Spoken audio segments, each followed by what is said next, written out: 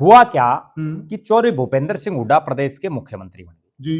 जब वो मुख्यमंत्री बने उस समय चौधरी वीरेंद्र सिंह एक बड़े जाट नेता थे जो जाट समाज से आते हैं। यहाँ दर्शकों को एक बात मैं और क्लियर कर दूं कि यहाँ जाट नेता का अभिप्राय हमारा ये नहीं कि वो केवल जाटों के नेता थे। हमारा अभिप्राय इस वीडियो में ये है, जहां भी हम जाट नेता का यूज कर रहे हैं, कि वो जाट कौम से संबंध रखते हैं। वो नेता तो सभी जातियों के, सभी धर्मों के हैं। बिल्कुल। और चौधरी वीरेंद्र सिंह थे, चौधरी बंसीलाल के बेटे चौधरी सुरेंद्र सिंह थे, चौधरी धर्मवीर सिंह जिन्होंने 3 पीढ़ियों को चुनाव हराया हुआ था, वो उसके अंदर थे उस फेरिस्त में। और इनके अलावा कई और नेता थे जो दूसरे नंबर, तीसरे नंबर के पायदानों में थे जी। रघुवीर सिंह काद्यान थे, बड़े नेता थे। आनंद सिंह डांगी थे, बड़े नेता थे। हुआ क्या कि 2005 में जब चौधरी भूपेंद्र सिंह हुड्डा मुख्यमंत्री बने, उन्होंने धीरे धीरे तमाम जाट जो चेहरे थे उनको खुडे लाइन लगाना शुरू कर दिया। अच्छा। और खुडे लाइन इस तरह से किया कि कोई मारे भी और रोने भी ना दे। नमस्कार साथियों, मैं हूं आपका होस्ट कुलदीप सिंह पुनिया और मैं लेके चलता हूं साथियों राजनीति की दुनिया। राजनीति की दुनिया की बात करें तो साथियों, हरियाणा के अंदर एक बात बड़ी जोर शोर से चल रही है। अटकलों का बाजार पूरी तरह से गर्म है। क्या हरियाणा में जाट राजनीति के युग का अंत हो चुका है? जी हां साथियों, बिल्कुल। लोगों ने यहां तक कहना शुरू कर दिया है कि भविष्य में अब हरियाणा प्रदेश के अंदर जाट मुख्यमंत्री का बनना लगभग नामुमकिन हो गया है। तो ऐसा क्या हुआ जो हरियाणा के अंदर बहुत लंबे समय तक जाट मुख्यमंत्री रहे? जो शीर्ष पद है हरियाणा के, उस पर जाटों का एक सत्तर राज रहा। परंतु आज लोगों ने यहां तक कहना शुरू कर दिया है कि अब हरियाणा में जाट मुख्यमंत्री नहीं बनेगा और धीरे धीरे जो बड़े जाट लीडर हैं वो खत्म होते हुए जा रहे हैं। तो ये सारी जो बातें हैं क्यों हुई और जाट लीडरों को खत्म करने का श्रेय किस जाट नेता को जाता है? क्योंकि ये भी कहा जा रहा है कि जाटों को खत्म जाटों ने ही किया। ऐसा कौन सा हरियाणा में नेता है जिसने जाट नेताओं को खत्म करने का काम किया? यह सारी बात करेंगे हम वरिष्ठ पत्रकार और राजनीतिक विश्लेषक प्रद्युमन जोशीला जी से। प्रद्युमन भाई राम राम। राम राम जी, सभी दर्शकों को नमस्कार, राम राम। प्रद्युमन भाई जी, ऐसा कौन सा नेता है जो धीरे धीरे जाट नेताओं को खाता जा रहा है और बात आज यहां तक आ गई है जी। लोगों ने यहां तक कहना मुश्किल और शुरू कर दिया है कि अब नामुमकिन है कि कोई जाट मुख्यमंत्री बने हरियाणा प्रदेश का? देखो, निश्चित रूप से आप जो बात कह रहे हैं जी, वो धरातल पर भी वो सच्चाई है। और सच्चाई यूं है कि पिछली लगातार 3 योजनाओं से हरियाणा प्रदेश के इतिहास में पहली बार ऐसा है कि लगातार जो है गैर जाट नेता मुख्यमंत्री बना है। और चूंकि हरियाणा प्रदेश में एक जाति की अगर बात करें तो सबसे ज्यादा जाट वोट बैंक है जी। और अब पिछले लगातार जो 3 योजना होगी, पहले मनोहर लाल जी रहे, अब नायब सिंह सैनी। पहली बात तो हम स्पष्ट कर दें कि हम किसी जाति के उसके खिलाफ नहीं। हाँ साथियों, कई बार लोग कमेंट करते हैं, हम आपके साथ जो चर्चा कर रहे हैं, हम आपके साथ चर्चा इसलिए करें कि ये बातें जनता में चल रही है और हम तस्वीर को, पिक्चर को क्लियर करना चाहते हैं। हम किसी जाति विशेष के खिलाफ नहीं है और किसी जाति विशेष के पक्ष में भी नहीं है। आपसे निवेदन है कि वीडियो को ज्यादा से ज्यादा शेयर करें साथियों। हाँ जी प्रद्युमन भाई। तो हरियाणा प्रदेश की अगर हम बात करें, हरियाणा प्रदेश में आज तक के इतिहास में सबसे ज्यादा जाट नेताओं ने मुख्यमंत्री की कुर्सी पर वो को सुशोभित किया है। बिल्कुल सही कहा। सबसे ज्यादा समय तक जाट नेता प्रदेश के मुख्यमंत्री रहे हैं जी। चाहे वो हरियाणा प्रदेश में चौधरी बंसीलाल रहे हों, चौधरी देवीलाल रहे हों, चौधरी ओम प्रकाश चौटाला रहे हों, मास्टर हुकम सिंह रहे हों, चौधरी भूपेंद्र सिंह हुड्डा रहे हों, तमाम। और इसमें एक चीज और भी हम जोड़ सकते हैं जी, अगर चौधरी भजनलाल मुख्यमंत्री रहे, वो भी जाटों की ब्रांच ही है। नहीं, वो वैसे तो जो बिश्नोई है वो जाटों से ही निकले, जाटों से निकले। और चौधरी भजनलाल जी ने तो ये बाकायदा मान्या भी है, उन्होंने तो अपनी फरज तक भी दिखाई थी जी। ठीक है कि उस समय हालात और परिस्थितियां ऐसी बनी कि वो चीजें सिरे नहीं चढ़ पाई किसी वजह से। बिल्कुल। अब जो असली बात, जो मुद्दे की बात है, वो ये है कि आखिर ऐसी क्या हालात और क्या परिस्थितियां हो गई कि फिलहाल कोई जाट चेहरा ऐसा दिखाई नहीं दे रहा जो मुख्यमंत्री की कुर्सी के नजदीक तक भी हो। सही कहा। और उन जाट जितने नेता थे उनको खत्म कैसे किया गया और धीरे धीरे कैसे उन जाट समाज के नेता जो अलग अलग पार्टियों में थे और उनको धीरे धीरे किस तरह से साइडलाइन किया गया, जी, उस पर जब हम चर्चा करेंगे। और गंभीर विषय है ये।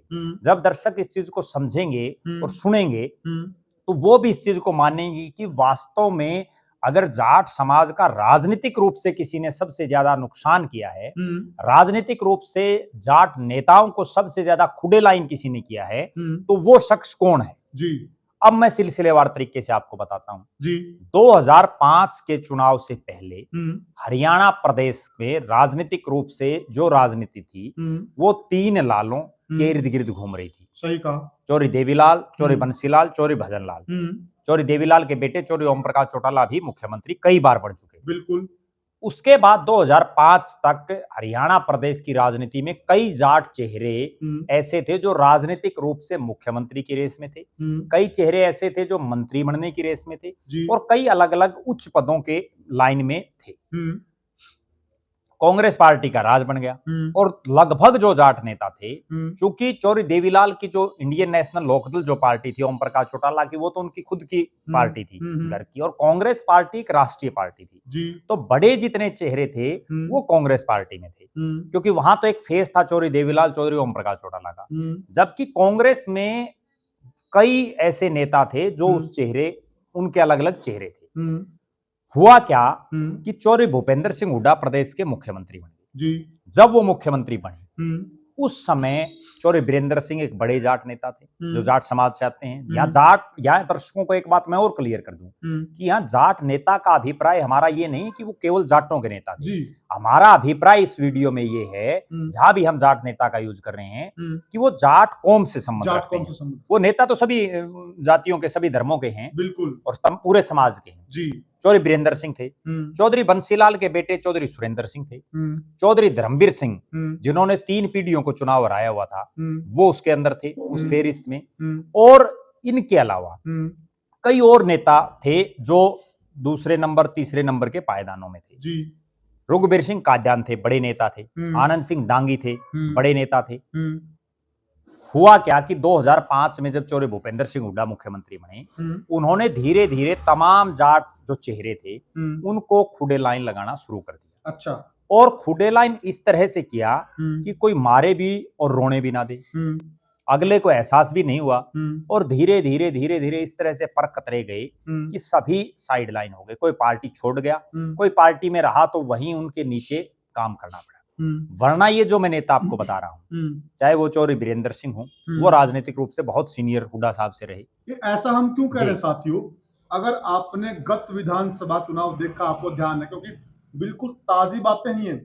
आप देखिए इस चुनाव के अंदर उचाना के अंदर ब्रजेंद्र सिंह ने दीपेंद्र सिंह हुड्डा की रैली करवानी पड़ी। समझ रहे ना आप? उनकी अधीनता स्वीकार करनी पड़ी। ठीक कह रहा मैं प्रद्युमन भाई? बिल्कुल साफ संकेत है। हुड्डा साहब जब मुख्यमंत्री बने तो हो सकता है उन्होंने ये ठान ही लिया हो कि मेरे पैरेलल या मेरे से ऊपर या मेरे से नीचे जितने नेता हैं, या तो वो मेरे नीचे काम करें जी, वरना पैरेलल कोई ना रहे। और उसका नतीजा ये रहा कि उन्होंने जो अपनी कैबिनेट बनाई उसमें आनंद सिंह डांगी जैसे इतने सीनियर नेता को जगह नहीं दी, रघुबीर सिंह काद्यान को एक बार जगह नहीं दी, दूसरी बार विधानसभा का स्पीकर बनाया जी।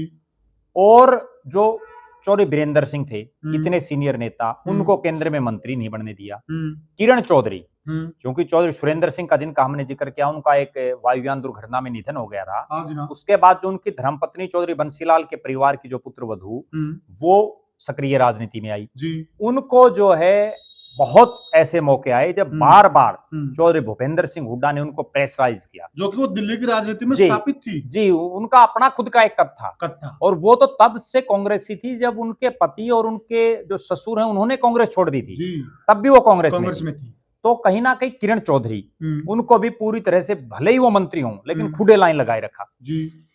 इसके बाद हुआ क्या, 9.5 साल प्रदेश के मुख्यमंत्री रहे चौधरी भूपेंद्र सिंह हुड्डा। उन्होंने अपने कार्यकाल में किसी भी जाट चेहरे को फुल फ्लैश पावर नहीं दी, किसी को उभरने नहीं दिया, किसी को प्रदेश का अध्यक्ष तक बनने नहीं दिया। उसके बाद एक बड़ा चेहरा बचता है रणदीप सिंह सुरजेवाला जी। रणदीप सिंह सुरजेवाला अपनी ऊपर की सेटिंग से, जो उनके ऊपर जो संबंध है बड़े नेताओं के साथ, उनके दमखम पर दोनों बार मंत्री रहे और उन्होंने अपनी ठीक ठाक चलाई भी। लेकिन उभरने उनको भी नहीं दिया। जी अब कौन कौन ऐसे नेता थे जो जब चौधरी भूपेंद्र सिंह हुड्डा 9.5 साल मुख्यमंत्री रहे तो किस किस नेता ने पार्टी छोड़ी? सबसे बड़ा नाम चौधरी वीरेंद्र सिंह जी उन्होंने पार्टी छोड़ दी और उन्होंने सीधा सीधा जो उनके समर्थक जो बात कर रहे हैं वो हुड्डा साहब को टारगेट कर रहे हैं। चौधरी धर्मवीर सिंह ने पार्टी छोड़ी।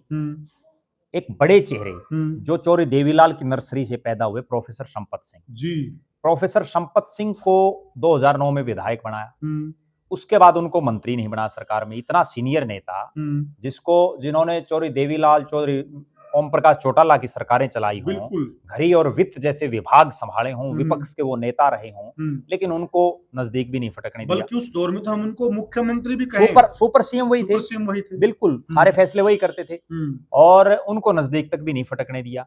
उसके बाद उनकी टिकट तक भी काट दी। 2019 में भी टिकट काटी, 24 में भी टिकट काटी।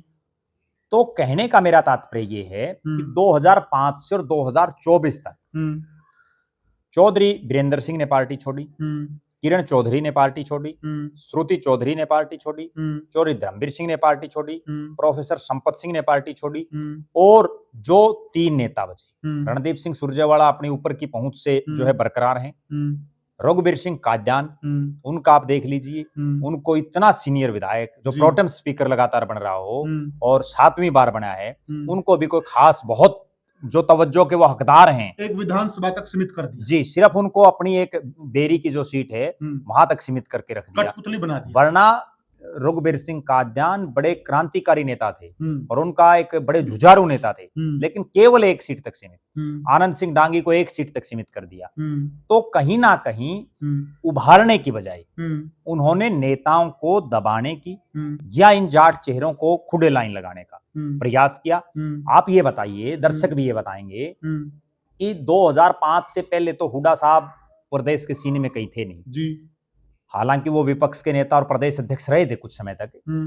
2005 से और 2024 लगभग 20 साल, 20 साल में कितने जाट चेहरों को चौधरी भूपेंद्र सिंह हुड्डा ने उभारा जी। कितने ऐसे जाट चेहरे हैं जिनको चौधरी भूपेंद्र सिंह हुड्डा ने तवज्जो दी जी। हालात और परिस्थितियां ये हैं कि जितने जाट चेहरे पहले विधायक बनते थे अब कितने बने हैं, आप अंदाजा लगाइए। आपको एक और बड़ी कड़वी बात बताऊं, हम हिसार जिले की ही बात करें। हिसार जिला जो है ज्यादा से ज्यादा जाट वोट सबसे ज्यादा है जी। उसके बावजूद 7 सीटों में केवल 2 जाटों को टिकट दी। कहीं ना कहीं ये दर्शा रहा है। दूसरी बात, लोकसभा का चुनाव हुआ, कांग्रेस में चौधरी भूपेंद्र सिंह हुड्डा के अलावा 2 बड़े जाट परिवार थे। चौधरी बंसीलाल की पोती को टिकट ना दिलाना और चौधरी छोटू राम के जो राजनीतिक वारिस हैं ब्रिजेंद्र सिंह, उनकी टिकट काटना। कहीं ना कहीं ये दर्शा रहा है। और लोकसभा में भी आप ये देखिए, 10 लोकसभा की सीटें हैं, कितने जाट चेहरे कांग्रेस पार्टी ने उतारे। एक दीपेंद्र सिंह हुड्डा और दूसरे जयप्रकाश जेपी जी। दीपेंद्र सिंह हुड्डा उनके खुद के बेटे हैं और पिछली बार 4 थी। तो कहीं ना कहीं ये दर्शा रहा है कि वास्तव में जो जाट ये किल्की मार रहे हैं और इस चुनाव में खूब जाटों ने जोर लगाया कि चौधरी भूपेंद्र सिंह हुड्डा जाटों के सबसे बड़े हितैषी हैं। चौधरी भूपेंद्र सिंह हुड्डा ही जाटों का भला कर सकते हैं। चौधरी भूपेंद्र सिंह हुड्डा ही किसान और जाट के असली नेता हैं। और उन्होंने इतनी किल्कियां मारी, इतना जो है हा हुल्ला किया, जिसका परिणाम ये रहा कि कांग्रेस पार्टी की सत्ता दूर चली गई और बीजेपी का राजा। जबकि अगर वो ठंडे दिमाग से इस चीज पर मंथन करें कि 4 लोकसभा की सीटों से 2 करने वाले कौन हैं, जितने बड़े चेहरे थे उनको धीरे धीरे पार्टी से छोड़ने पर मजबूर किसने किया। एक और खास बात, जो भी चेहरा पार्टी छोड़ रहा है उनमें से ज्यादातर चौधरी भूपेंद्र सिंह हुड्डा को ही कहीं ना कहीं ब्लेम कर रहे हैं कि ऐसा क्या कारण है कि उनको कम से कम कुछ तो अपने जिस समाज में वो पैदा हुए हैं उस समाज के नेताओं को भी, भले ही वो सबसे मुख्यमंत्री बन गए हों, लेकिन उन नेताओं को भी ये हक और अधिकार है कि उनको भी राजनीतिक रूप से सर्वाइव करने दें, लेकिन नहीं करने दिया जा रहा। तो कहीं ना कहीं ये जो मैं बात बता रहा हूं आपको बड़ी गंभीर और चिंतनीय विषय है। और इतना चिंतनीय है कि जब आप आंखें खोल कर दर्शक और कान खोल करके जब ये चीजें सुनेंगे देखेंगे तो उनको समझ आ जाएगा कि वास्तव में हमारा समाज राजनीतिक रूप से कमजोर क्यों होता जा रहा है। एक बड़ी गंभीर मैं बात बताऊं, राजस्थान में बहुत बड़ा तबका जाट रखा है, लेकिन आज तक कोई जाट सीएम नहीं बन पाया। और वही हालात और परिस्थितियां अब हरियाणा प्रदेश में धीरे धीरे पैदा हो रही हैं। और वो केवल इसलिए पैदा हो रही हैं कि हम्म। जाट समाज के जो युवा, जाट समाज के जो वरिष्ठ नेता, उनके ऊपर फुल स्टॉप लगा दिया गया, उनको आगे उभरने का मौका नहीं दिया गया। दिया जा रहा। केवल जो चौरे भूपेंद्र सिंह हुड्डा और दीपेंद्र सिंह हुड्डा की हाँ में हाँ भरते हों, या केवल जो उनके नीचे काम कर सकते हों, ऐसे नेताओं को ही जो है कोई एमएलए या ज्यादा से ज्यादा एमपी वो बनाया जा रहा है। और प्रद्युमन भाई, एक वह दौर था जी कि हरियाणा में चोई देवीलाल की नर्सरी में नेता तैयार होते थे। बिल्कुल, एक वो दौर था। आज कांग्रेस में जो नेता हैं उनमें से ज्यादातर चौरी देवीलाल की नर्सरी के नेता हैं। और राजनीतिक आदमी की एक खास बात मैं बताता हूँ, उसको करना क्या चाहिए कि उसको ज्यादा से ज्यादा नेताओं को बनाना चाहिए। उसको जो है किसी की जड़ नहीं काटनी चाहिए, बल्कि जो उसका बराबरिया भाई, जिसको हम देसी भाषा में बोलते हैं, कि बराबरिया भाई को जो है बराबर बैठाना चाहिए जी। तभी तो आपकी राजनीति कामयाब होगी। बहुत सही। और दूसरी तरफ चौरे भूपेंद्र सिंह हुड्डा तो मुख्यमंत्री रह चुके हैं, वो तो पूरी जिंदगी, अब वो चाहे कोई एमपी बनो, एमएलए बनो, ना बनो, पूर्व मुख्यमंत्री तो पूरी जिंदगी रहेंगे। तो जो जाट समाज से मुख्यमंत्री बने हैं उसमें उनका नाम आएगा, लेकिन उनको जो समाज के और लोग हैं जो कोशिश कर रहे हैं, इस चुनाव में भी आप देखिए किस तरह से जो जाट डोमिनेटेड सीट या जो किसान वर्ग से डोमिनेटेड सीट, और उन पर भी जिस तरह से टिकटों को काटा गया है, कहीं ना कहीं ये दर्शा रहा है कि आप किस तरह की राजनीति कर रहे हैं। सही कहा। आखिर ये राजनीति जा कहां रही है, ये बड़ा चिंतनीय सवाल है। हालांकि बहुत से नेता, मुझे कहने में कोई गुरेज नहीं, बहुत से कार्यकर्ता जिनकी सोच सिर्फ नारे लगाने तक की, जिनकी सोच सिर्फ ये है कि कहीं चौरे भूपेंद्र सिंह हुड्डा और दीपेंद्र सिंह हुड्डा हमसे नाराज ना हो जाएं, नंबरी वो लोग हो सकता है इस वीडियो के बाद हमारे से नाराज भी हो जाएं, लेकिन जो सच्चाई है वो सच्चाई है, हकीकत है वो हकीकत है, और उस हकीकत को एक्सेप्ट भी करना चाहिए। बिल्कुल, कहीं ना कहीं जब हम हकीकत को स्वीकार करेंगे, उन चीजों पर काम करेंगे, तभी आगे कुछ हो सकता है, तभी उसका सॉल्यूशन होगा। जो हम और आप और जो सबको पता है कि तीसरी बार लगातार कांग्रेस आ रही है, जब इस पर आप आत्म मंथन करेंगे तब आप ये पाएंगे कि जो हम बात कह रहे हैं कि वो बात भी ठीक है। और किसके नेतृत्व में हारी है जी, तीनों बार किसका नेतृत्व था आप जी भली भांति जानते हैं जी। हमारी किसी से कोई पर्सनल बुरे हमारा वो नहीं है जी, कोई टशन नहीं है किसी से, सबसे हमारी बढ़िया राम राम है साथ। हम आपको सच्चाई से अवगत कराना चाहते हैं, केवल और केवल नहीं। मैं तो एक बात और कहता हूं, आज प्रदेश की राजनीति में दीपेंद्र सिंह हुड्डा भले ही अब वो ये चुनाव हारने के बाद जो है घर बैठ गए हैं, ज्यादा नहीं सक्रिय हैं, वरना तो पिछले 10 साल में जितनी मेहनत ग्राउंड पर दीपेंद्र सिंह हुड्डा ने की है कोई आदमी नहीं कर सकता। हम उनकी बड़ाई भी करते हैं हाँ। जब वो सही काम कर रहे हैं, उनसे नम्र विनम्र कोई नहीं है। जिनका पिताजी 9.5 साल मुख्यमंत्री हो और वो इतने नम्र स्वभाव के दिखाई आज भी दे रहे हो, तो निश्चित रूप से हम उनकी बड़ाई भी करते हैं, लेकिन जहां कमी दिखाई देती है तो वो भी बताना हमारा काम है। क्या प्रद्युमन भाई अब वक्त आ गया है जी, भूपेंद्र सिंह हुड्डा ने पूरी तरह से कमान दीपेंद्र हुड्डा को दे देनी चाहिए?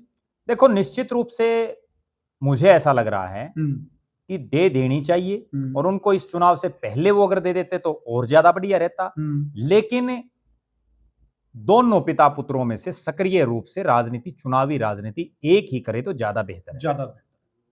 तो साथियों, हमने चर्चा की कि आखिर में नेता क्यों खत्म होते जा रहे हैं, और एक एक बिंदु को बहुत ही अच्छी तरीके से भली भांति भाई प्रद्युम्न ने छुआ, कोई ऐसा पॉइंट इन्होंने नहीं छोड़ा।